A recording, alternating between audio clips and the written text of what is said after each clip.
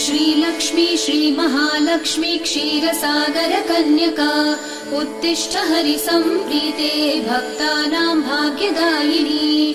श्रीलक्ष्मी श्रीमहालक्ष्मी क्षीरसागर कन्यका उत्तिष्ठ हरिसम्प्रीते भक्तानां भाग्यदायिनी।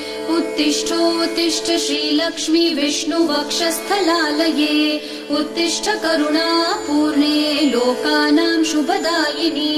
उत्तिष्ठोत्तिष्ठ श्रीलक्ष्मी विष्णुवक्षस्थलालये उत्तिष्ठ करुणापूर्णे लोकानां शुभदायिनी।